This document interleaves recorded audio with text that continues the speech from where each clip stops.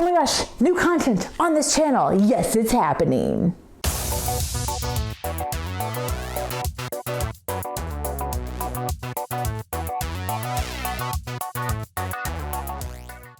Hey guys, welcome back to the STEMulus. I'm Steph, and yes, it is a new video for the first time in 4 weeks. I'm so sorry it's taken so long, but like I talked about last time, we're going to be trying out the new format this week of just one story at a time, and I will start rolling those out more regularly, hopefully.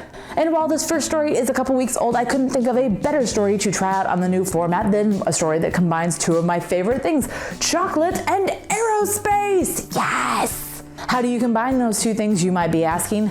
Well, that or you're thinking about that chocolate bar at the back of your pantry that's been there since Christmas, but you know, is probably still good. I mean, right? Chocolate lasts a while.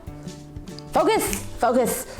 Now we can all agree that bonbons are delicious, right? Well, they've been around for quite a while, since the 1600s in fact. Ever since then, chocolatiers have been perfecting their methods to create smooth, chocolatey shells with uniform thicknesses. This is typically accomplished by pouring chocolate into a circular mold and then flipping the mold back and forth to get rid of excess chocolate.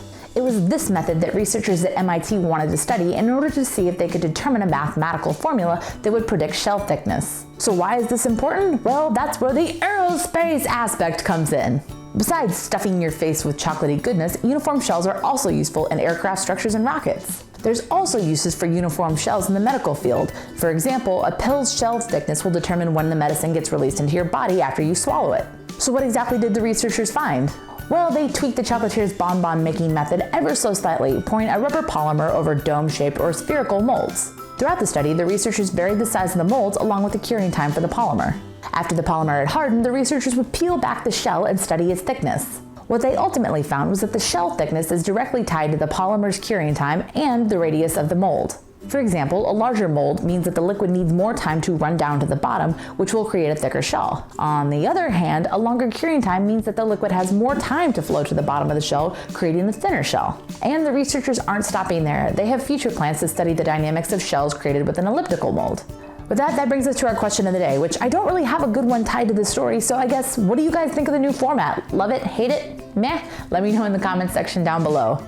As always, if you guys want to check out the story a little bit more in depth, I will include links to my sources down below along with links to all of my social media, so check that out in your free time. If sciencey stuff is your shtick and you want to see more awesome content like this, please feel free to give this video a big thumbs up and subscribe to the channel. I now plan to get back on a semi-regular schedule, so I'll be putting out videos every week to talk about the latest and greatest in STEM news. And in case you haven't noticed, I'm sporting my super stylish limited edition STEMulus retro gaming t-shirt. For those of you that haven't bought it, you have 1 week left to do so, so don't miss out on owning this super awesome shirt. One more week and then it's gone forever.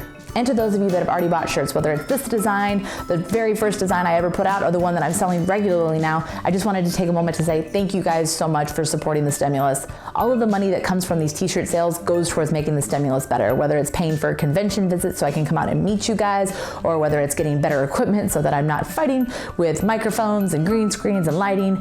It all goes towards making the channel better, so thank you so much for your continued support. And for those of you that bought a t-shirt in the first couple weeks of the campaign, you should be getting yours any day now. So please feel free to put it on, snap a pic, and send it to me on any of my social media, whether it's Twitter, Facebook, Instagram. I love seeing you guys in the shirts. It's just so cool. So thank you so much for those.